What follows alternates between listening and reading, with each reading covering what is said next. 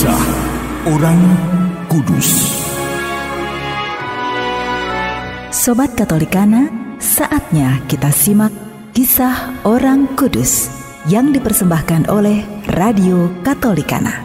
Penulis naskah Arif Setiawan.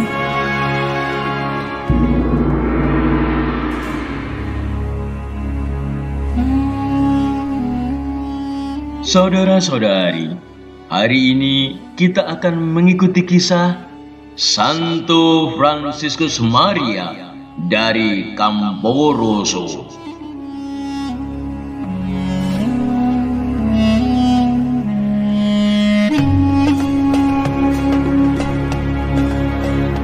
Suatu hari seorang imam mengalami kecelakaan lalu lintas di Genoveva, Italia. Para dokter yang menanganinya sangat pesimis akan keselamatan imam tersebut.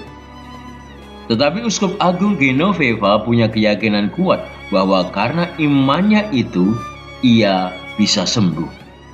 Ajaib! Imam yang malang itu selamat hanya karena di kepalanya disentuhkan relikwi Beato Fransiskus Maria. Fransiskus Maria sebelum menjadi bruder lahir di Camporoso, Italia dengan nama Johannes Croese.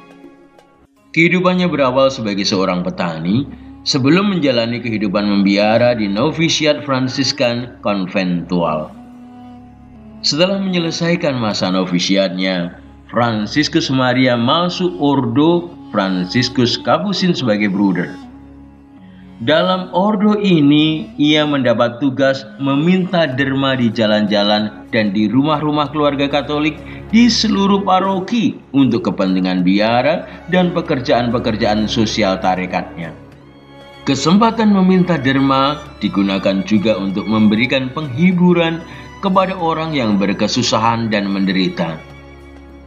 Ia banyak membuat mukjizat dan dikaruniai kemampuan mengetahui hal-hal yang rahasia dan kejadian-kejadian yang akan datang.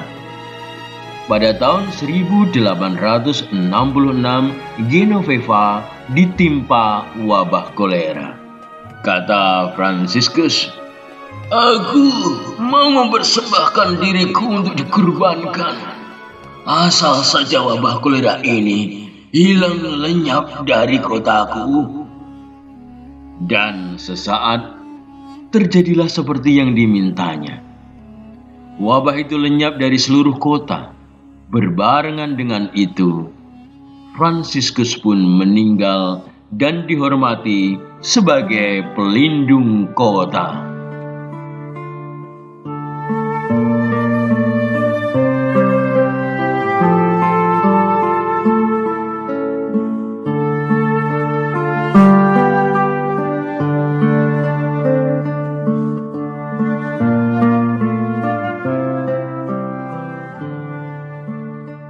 Saudara-saudari, mengikuti Tuhan Yesus bukanlah hal yang sulit.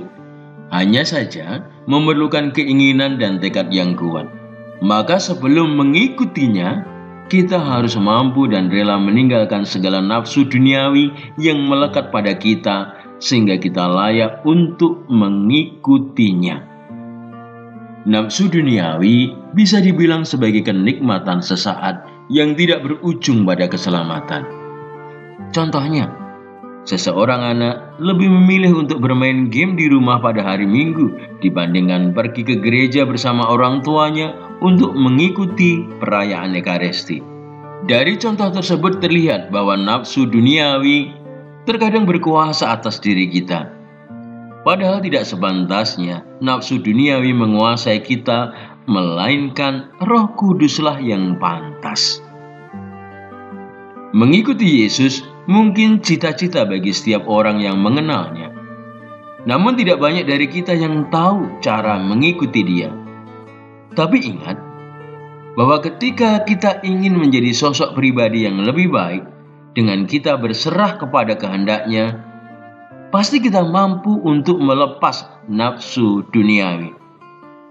Mungkin terlihat hampir tidak mungkin, namun percayalah, di dalam Tuhan tidak ada yang tidak mungkin. berserahlah, maka engkau takkan dikecewakannya. Itu janjinya.